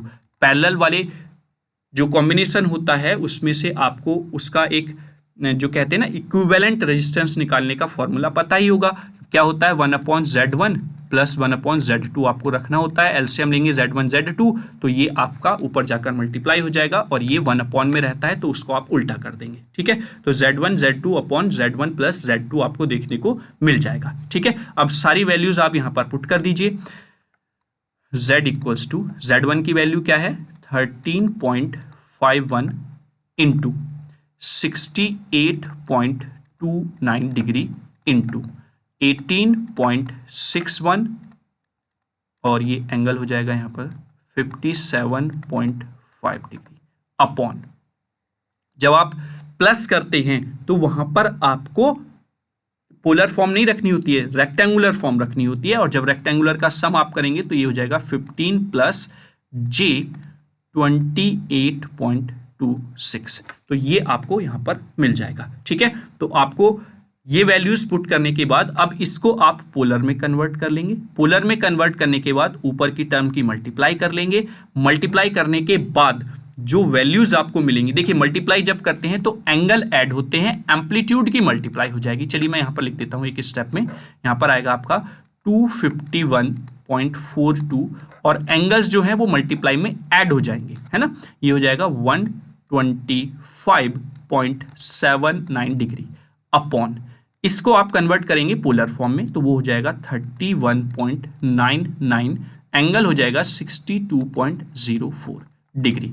जब आप इसको सॉल्व आउट कर लेंगे तो Z की वैल्यू आपको मिलेगी यहां पर 7.85 और एंगल मिलेगा 63.75 ओम, ठीक है। ये आपको यहां पर वैल्यू मिल जाएगी Z की, क्लियर है। चलिए अब आपको टोटल करंट चाहिए यहां पर, तो टोटल करंट V आपको दिया हुआ है, जो सप्लाई लगी हुई है वो 250 फ्रीक्वेंसी की लगी हुई है तो ये 200 हो जाएगा, और यहां पर हो जाएगा आपका 7.85 और एंगल है आपका यहां पर 63.75 डिग्री, ठीक है। जब आप इसको सॉल्व आउट करेंगे तो आपको वैल्यू मिल जाएगी यहां पर 25.48 और एंगल आपको यहां पर मिल जाएगा -63.75 0.75 डिग्री और ये एम्पेयर आपकी यूनिट हो जाएगी। ठीक है, क्लियर हुआ? तो ये आई टोटल जो करंट है उसमें वो आपने यहाँ पर फाइंड आउट कर ली।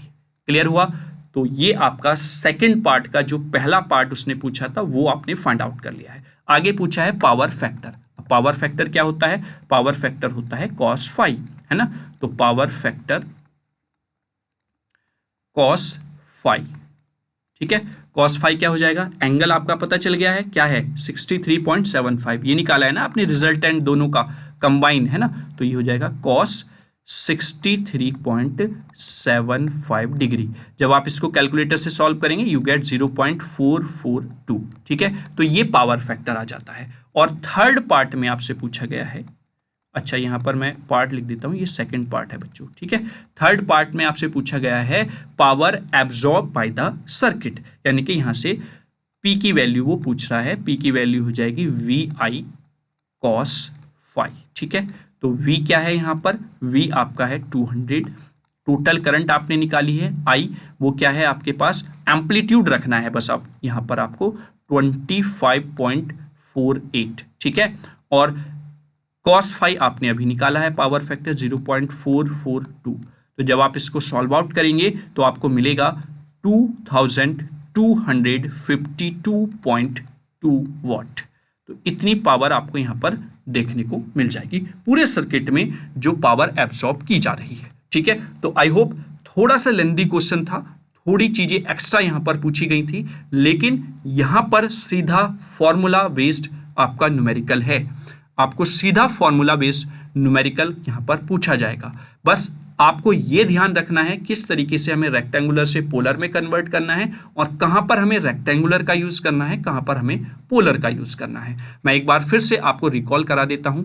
रेक्टेंगुलर फॉर्म जो है बच्चों वो आपको प्लस या माइनस ऑपरेशन यानी कि एडिशन या सब्सट्रैक्शन ऑपरेशन में यूज करनी होती है, जबकि पोलर फॉर्म जो है, पोलर फॉर्म का यूज आप करते हैं फॉर द मल्टीप्लिकेशन और डिवीजन ऑपरेशन में, यानी कि जहां पर डिवीजन या मल्टीप्लिकेशन ऑपरेशन हो रहा होगा वहां पर आप पोलर फॉर्म का यूज करेंगे।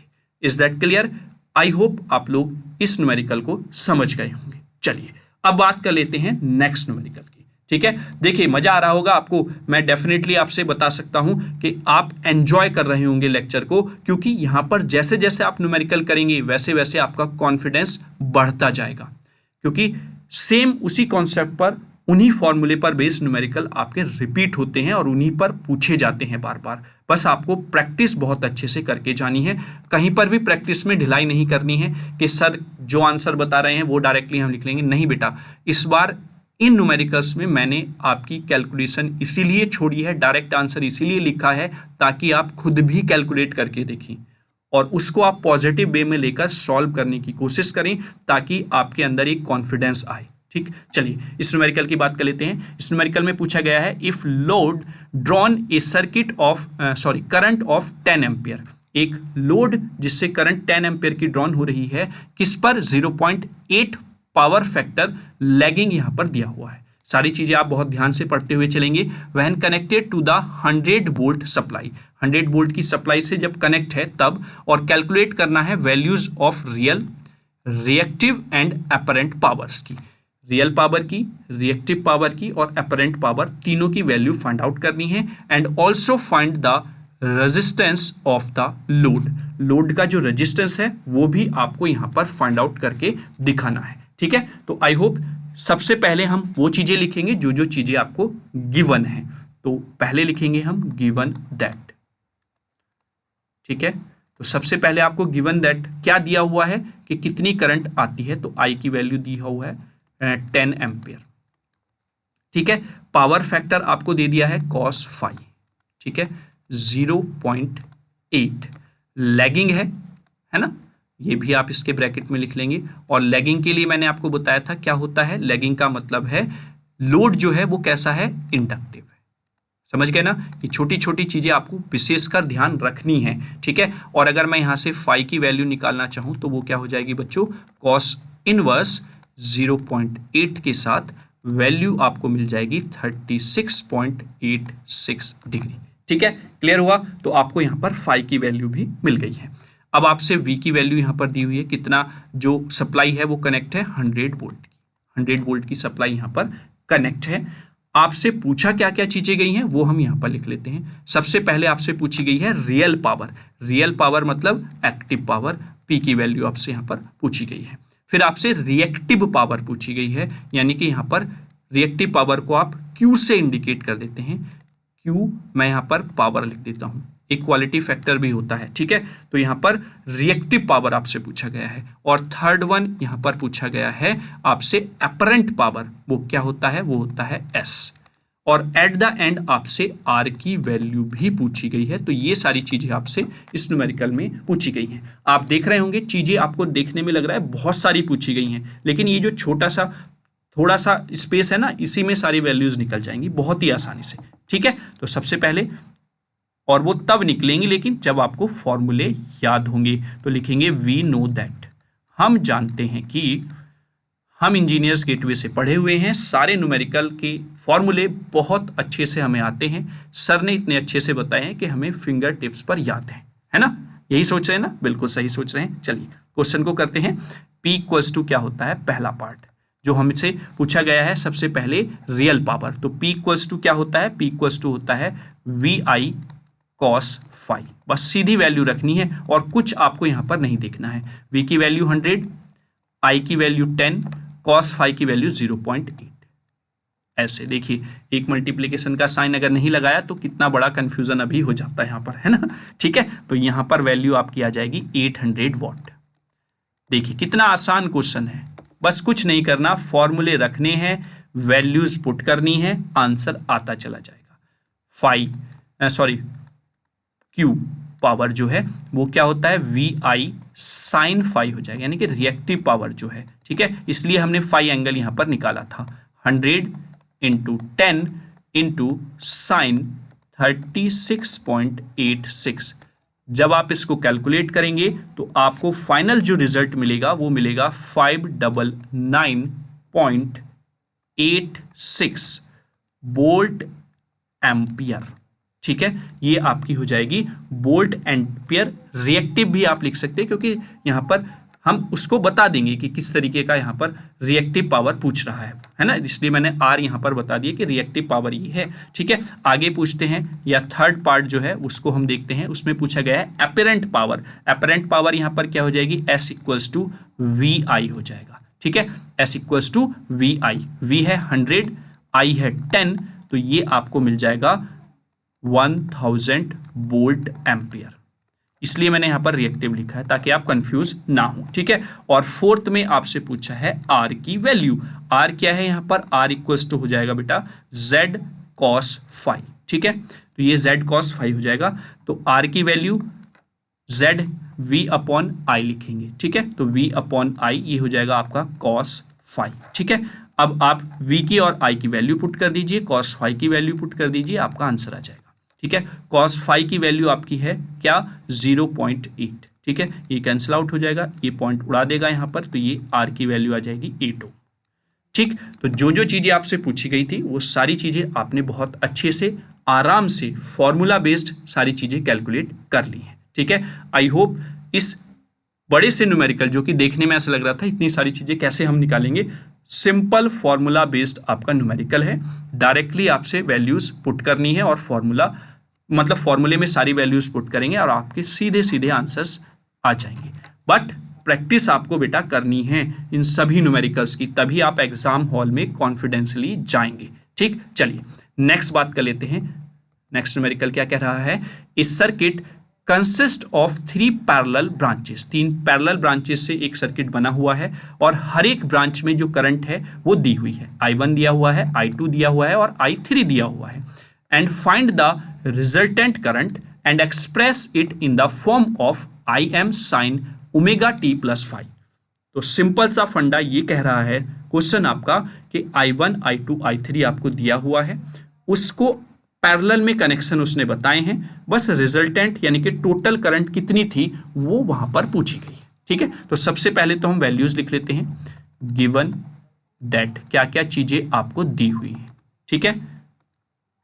देखिए बेटा, न्यूमेरिकल प्रैक्टिस से ही अच्छे होते हैं, बार बार मेरा यही कहना है। आप वीडियो को केवल सुनने मात्र से आपका न्यूमेरिकल सॉल्व नहीं होगा किसी भी कीमत पर, ठीक है। बस आप प्रैक्टिस करते जाएं, पेन कॉपी साथ रखें, जिस तरीके से आपको चीज़ें बताई जा रही हैं अपने आप से खुद करके देखें।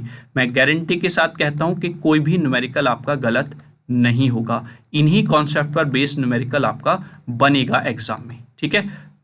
तो ये आपका माइनस, ये सारी जो वैल्यूज दी थी करंट की तीनों वो हमने लिख ली हैं, और आप एक इंडिकेशन यहाँ पर दे देंगे कि ये पैरेलल में सारी चीज़ें आपको कनेक्ट हैं, यानी कि जो करंट फ्लो हो रही है ये पैरेलल कॉम्बिनेशन में करंट फ्लो हो रही है, ठीक है। तो सबसे पहले आप इसको कन्वर्ट करेंगे रियल और इमेजिनरी टर्म्स में, यानी कि जो I1 होगा जब आप इसको लिखेंगे तो I1 इज इक्वल टू, ये हो जाएगा आपका 10 cos 0 डिग्री, क्योंकि यहां पर एंगल नहीं दिया हुआ है कुछ भी, प्लस J, ये हो जाएगा 10 sin 0 डिग्री, ठीक है। क्लियर हो गया। वैसे ही आप I2 लिखेंगे यहां पर, क्योंकि हमें टोटल करना है, इनका सम करना है, तभी इसलिए हम इसको रियल और इमेजिनरी फॉर्म में कन्वर्ट कर रहे हैं। ये हो जाएगा आपका 20 cos 60 डिग्री प्लस J 20, यहां पर हो जाएगा sin 60 डिग्री, ठीक है। क्लियर हुआ। ऐसे ही आप I3 को लिख लेंगे, I3 इक्वल्स टू हो जाएगा 7.5, ये हो जाएगा आपका बेटा cos -30 डिग्री, ब्रैकेट में रखेंगे इसको, प्लस J 7.5, और ये भी होगा माइनस साइन, एक सेकेंड, हाँ 30 माइनस के 30 डिग्री, ठीक है। ये हो जाएगा मतलब प्लस J 7.5 साइन -30 डिग्री। तो ये सारी चीजें आपने रियल इमेजिनरी फॉर्म में लिख ली हैं। अब आप टोटल करंट निकाल सकते हैं, I equals to I1 plus I2 plus I3, ठीक है। तो जब आप ये सारी वैल्यूज पुट करेंगे यहाँ पर तो you get 10 cos 0 degree plus 10 J sine 0 degree plus 20 cos 60 degree plus 20 J sine 60 degree plus यहां पर हो जाएगा 7.5 cos -30 degree plus J 7.5 sine -30 degree, ठीक है।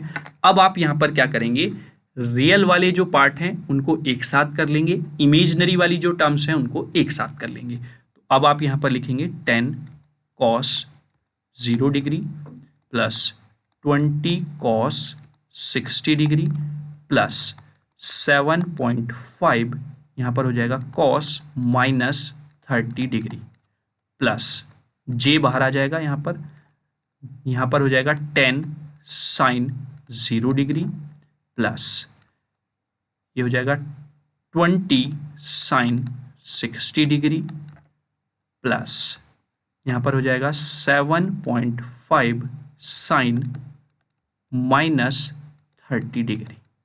इस तरीके से आपने रियल वालों को एक साथ कर लिया टर्म को, और इमेजिनरी वाली टर्म्स को एक साथ कर लिया। अब आप कैलकुलेटर से सारी वैल्यूज cos 0 की, cos 60 की, cos 30 की पुट करते चले जाइए, और जब आप इसको सॉल्व करेंगे तो फाइनल आपको जो मिलेगा वो मिलेगा बच्चों 26.49 प्लस J 13.57, ठीक है।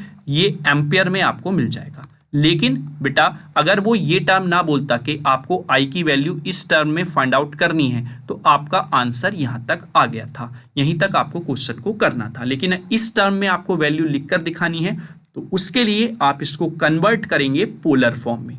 पोलर फॉर्म में कन्वर्ट करना मैंने आपको कई बार बताया हुआ है, मैं डायरेक्टली यहां पर लिख देता हूं, आप खुद से कन्वर्ट करके जरूर देखें।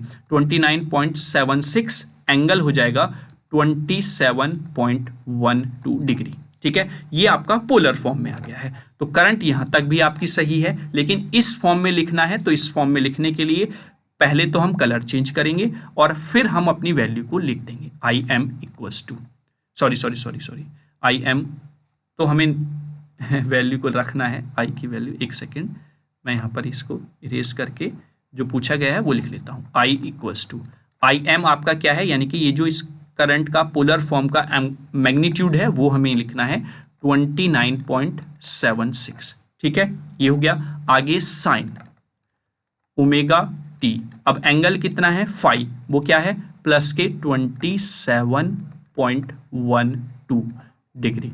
ये आपका आंसर हो जाता है जिस फॉर्म में उसने आंसर पूछा था। यहां पर आप यूनिट एम्पियर भी मेंशन करके चलेंगे, तो ये आपसे आंसर पूछा गया था। ठीक है, देखिए क्वेश्चन देखने में थोड़ा सा टेढ़ा सा लग रहा है, I1 I2 I3 दिया हुआ है और फॉर्म भी ऐसी है, कैसे हम इसको यूज करेंगे। बस सिंपल कॉन्सेप्ट याद रखिए बेटा, बाकी सब एग्जाम में हो जाएगा। क्या कॉन्सेप्ट है? कॉन्सेप्ट ये है कि I1 I2 I3 आपको दिया हुआ है, सबसे पहले वो आपको कन्वर्ट करना है। जब आपसे टोटल करंट पूछ रहा है तो रियल और इमेजिनरी पार्ट में, है ना, रियल और इमेजिनरी पार्ट में आप उसको कन्वर्ट करेंगे। रियल और इमेजिनरी पार्ट में कन्वर्ट करने के बाद उनको ऐड कर देंगे आप सारी करंट्स को। जब आप ऐड करेंगे तो रियल पार्ट रियल में ऐड होगा, इमेजिनरी पार्ट इमेजिनरी में ऐड होगा, जैसा कि हमने यहाँ पर किया है। ये आपका रियल पार्ट हो गया तीनों करंट का, ये आपका इमेजिनरी पार्ट हो गया तीनों करंट का। जब आपने रियल को रियल में और इमेजिनरी को इमेजिनरी में कन्वर्ट कर दिया है तो वो फाइनल आंसर आपका आ जाएगा। अगर उसने किसी पर्टिकुलर फॉर्म में पूछा है तो उस पर्टिकुलर फॉर्म में आप कन्वर्ट करके उसको लिख देंगे। वो यहाँ पर ये भी कह सकता था कि रिजल्टेंट करंट पोलर फॉर्म में लिखिए, तो पोलर फॉर्म में पूछता तो यहाँ तक हमको करके दिखाना था, और उसने इस टर्म में पूछा है तो आपको यहाँ तक करके दिखाना पड़ा है। अदरवाइज आपका आंसर यहीं पर आ गया था जो रिजल्टेंट करंट थी आपकी।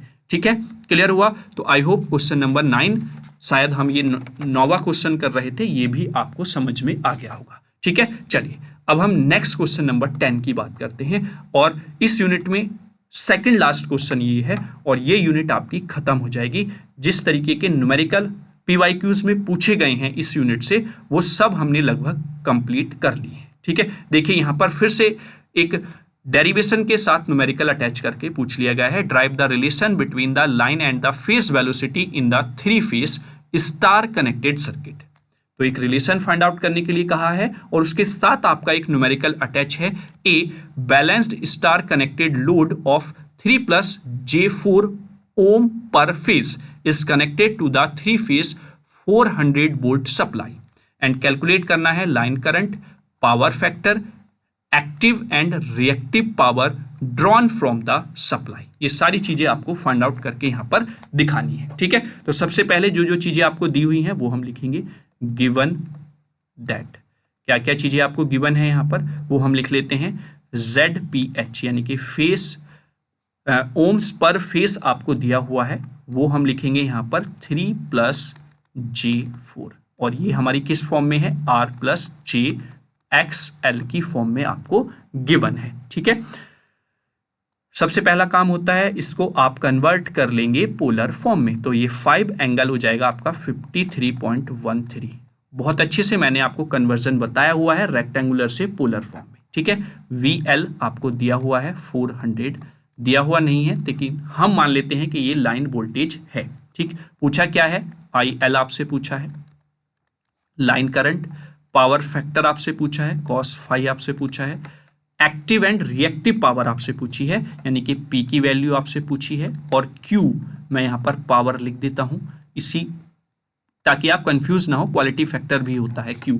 तो ये 4 चीजें आपसे यहाँ पर न्यूमेरिकल में पूछी गई हैं।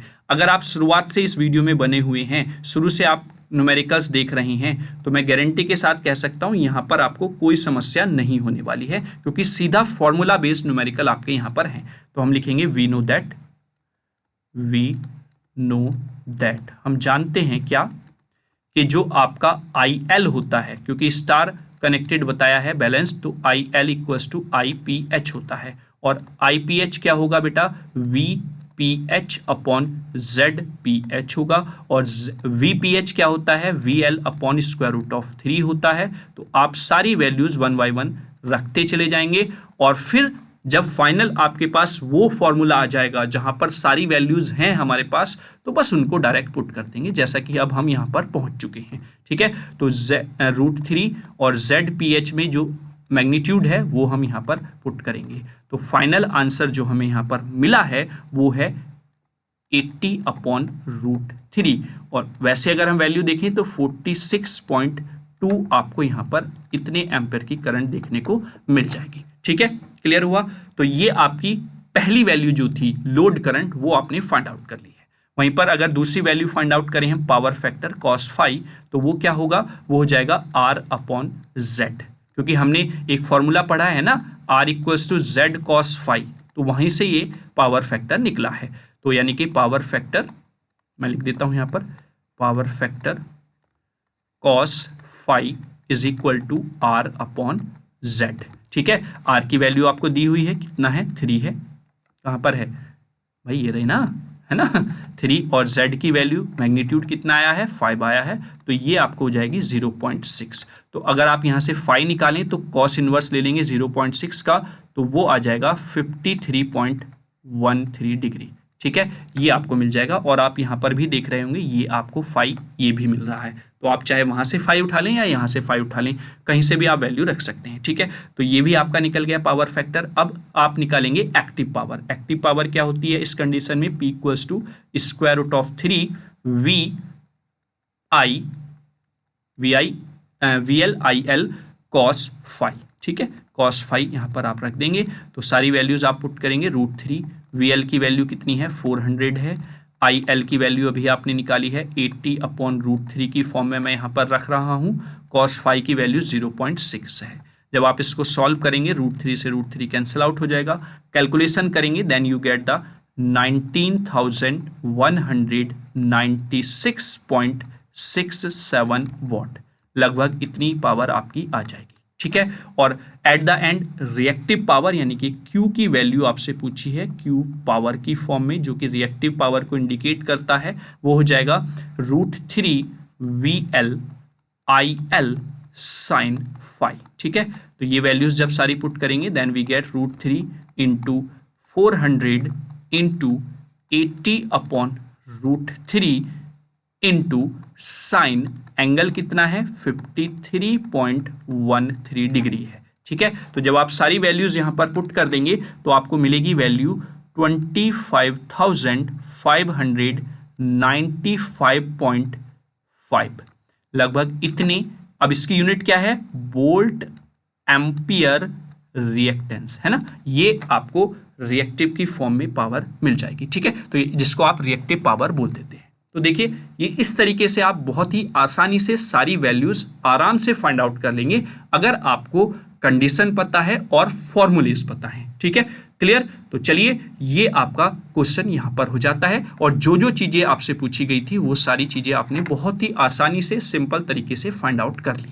क्लियर, चलिए नेक्स्ट क्वेश्चन की बात कर लेते हैं, और ये क्वेश्चन यूनिट नंबर 2 का लास्ट क्वेश्चन है। ठीक है, पूछा क्या क्या गया है, 3 phase voltage source has a phase voltage of 120 volt and supply a star connected load having the impedance 36 + j48 ohm. Calculate करना है लाइन वोल्टेज, अभी हम पिछले वाले न्यूमेरिकल में निकाल कर आए हैं। लाइन करंट फाइंड आउट करनी है।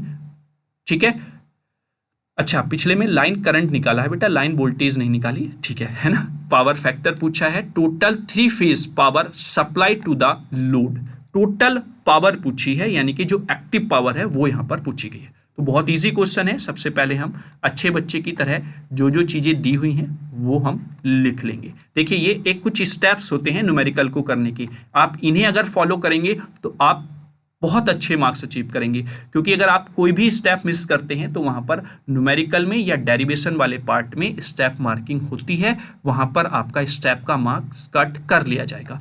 तो एक सीक्वेंस होता है न्यूमेरिकल को सॉल्व करके दिखाने का, उसी तरीके से आपको करना है। सबसे पहले जो जो चीजें दी हुई हैं वो आप लिख लें। तो पहले आपको दिया हुआ है फेज वोल्टेज, देखिए इसलिए मैं शुरुआत में आपको कह रहा था अगर उसने नहीं दिया हुआ है तो लाइन वोल्टेज लेना है, अगर उसने दिया है तो वो फेज वोल्टेज आप लेकर चलेंगे, जैसा कि यहां पर दे दिया है। तो ये आपको VPH उसने कह दिया है 120 वोल्ट। ठीक है, क्लियर हुआ। Supply star connected load having the impedance, अब इम्पीडेंस यहां पर दिया हुआ है ZPH, वो कितना है 36 + j48, है ना। तो यहां पर मीन्स क्या है, यहां पर ये R + jXL आपको दिया हुआ है। ठीक, आगे आपको क्या दिया हुआ है, उससे पहले हम इसकी पोलर फॉर्म लिख लेते हैं। वो पोलर फॉर्म हो जाएगी जब हम इसको कन्वर्ट करेंगे 60 एंगल हो जाएगा 53.13 डिग्री। ठीक है, ये हो जाएगा आपका। अब आपसे पूछा क्या है वो सारी चीजें हम यहाँ पर लिख लेते हैं। सबसे पहले आपसे लाइन वोल्टेज पूछी है VL, आप आसानी से निकाल लेंगे। लाइन करंट आपसे पूछी है IL, आप निकाल लेंगे। पावर फैक्टर cos फाई आपसे पूछा है, वो भी आप निकाल लेंगे। और टोटल पावर जो है वो P आपसे पूछी गई है, वो आप निकालेंगे। ठीक है, तो लिखेंगे वी नो दैट। अभी तक हमें VL मिला हुआ होता था, वो पूछता नहीं था, है ना, लेकिन यहाँ पर फेज वोल्टेज दिया हुआ है, VL आपसे पूछ लिया है। तो हमें पता है एक फॉर्मूला VPH इक्वल्स टू क्या होता है, VL upon square root of 3, है ना। तो यहाँ से आपका VL निकल जाएगा √3 VPH। ठीक है, अब वैल्यू आपको बस पुट करनी है, √3 इंटू 120। तो VL की वैल्यू आपको मिल जाएगी 207.85 वोल्ट। ठीक है, तो ये VL की वैल्यू आपको मिल गई है। अब हम दूसरी बात करते हैं IL की। चूंकि हम स्टार कनेक्टेड लोड की बात कर रहे हैं, तो वहां पर क्या होता है कि IL इक्वल्स टू IPH होता है। तो अगर आपसे वो फेज करंट भी पूछता तो वो वैल्यू भी IL के इक्वल ही होती, और वो क्या होता है, VPH अपॉन ZPH रहता है। ठीक है, और VPH की वैल्यू आपको डायरेक्टली दी हुई है 120 अपॉन ZPH का पोलर फॉर्म आपने निकाला है, जिसमें आपको मैग्नीट्यूड मिला है 60। तो यहां से ये आ जाएगी 2 एम्पेयर, यानी कि लोड करंट या फिर फेज करंट जो है वो 2 एम्पेयर आपको मिल जाएगी। ठीक है, आगे हम बात करें, नेक्स्ट पूछा गया है थर्ड पार्ट, यानी कि ये A पार्ट है, ये B पार्ट है, C पार्ट में पूछा गया है पावर फैक्टर। तो पावर फैक्टर आपको क्या मिलने वाला है, यहां से पावर फैक्टर है cos फाई एंगल अभी आपने निकाला है, क्या है 53 पॉइंट, तो आप यहां पर वैल्यू पुट कर देंगे 53.13। कहां पर निकाला है, ये है ना बेटा, ये फाई है, क्योंकि पोलर फॉर्म जो होता है वो कुछ इस तरीके का होता है, R एंगल फाई। तो ये फाई एंगल आप यहां पर पुट करेंगे, और जब आप इसको सॉल्व करेंगे देन यू गेट 0.6। ठीक है, और एट द एंड आपसे लास्ट में पूछा गया है टोटल 3 फेज पावर सप्लाई, यानी कि P की वैल्यू आपसे पूछी गई है square root of 3 VL IL cos phi. ठीक है, तो जब सारी वैल्यूज आपको जो दी हुई हैं वो आप पुट करेंगे तो √3 VL की वैल्यू यहां पर क्या है, VL की वैल्यू है 207.85। ठीक है, IL की वैल्यू अभी हमने निकाली है 2 एम्पियर, cos फाई की वैल्यू अभी निकाली है 0.6। जब आप सारी वैल्यूज पुट कर देंगे देन यू गेट 432। तो ये आपके पास इतनी पावर आ जाएगी टोटल, जो 3 फेज सप्लाई कर रहा है ना। ठीक है, तो ये आपका सेकंड यूनिट का लास्ट क्वेश्चन था। तो इस वन शॉट वीडियो के माध्यम से हमने जो भी सेकंड यूनिट से जिस तरीके का न्यूमेरिकल PYQs में पूछा गया है वो सब आपको यहाँ पर करा दिए हैं। तो वीडियो आपको कैसा लगा, कमेंट बॉक्स में आप अपने वैल्यूएबल फीडबैक्स जरूर दें। पहली बार अगर आप हमारी वीडियो देख रहे थे और चैनल को सब्सक्राइब नहीं किया है तो चैनल को सब्सक्राइब कर लें, बेल आइकन को भी प्रेस कर लें, ताकि समय समय पर सारे वीडियोस के नोटिफिकेशंस मिलते रहें। और जैसा कि मैं शुरुआत से ही कहता हुआ आ रहा हूं कि वीडियो को आप ज़्यादा से ज़्यादा स्टूडेंट्स तक पहुंचाएं, वीडियो को ज़्यादा से ज़्यादा शेयर करें। ठीक है, तो चलिए, thank you for watching this video के कमेंट्स बॉक्स में फीडबैक देना न भूलें, क्योंकि यही आपके वैल्यूएबल फीडबैक जो हैं हमारे अंदर एक एनर्जी, एक उत्साह लेकर आते हैं, हमारा आपके प्रति और बेहतर करने का प्रयास बढ़ाते हैं। तो आप इसी के साथ मैं आपसे यही रिक्वेस्ट करूंगा कि आप वीडियो को शेयर करें, चैनल को सब्सक्राइब करें और अपने वैल्यूएबल फीडबैक्स वीडियो के पॉइंट ऑफ व्यू से जरूर मेंशन करें। ठीक है, तो यूनिट नंबर 2 के न्यूमेरिकल भी हमारे खत्म हो गए हैं। फर्स्ट यूनिट के न्यूमेरिकल भी हम ऑलरेडी इलेक्ट्रिकल सब्जेक्ट के कंप्लीट कर चुके हैं। अब हम बात करेंगे यूनिट नंबर 3 के न्यूमेरिकल के नेक्स्ट वीडियो में। ठीक है, तो तब तक के लिए जय हिंद, जय भारत।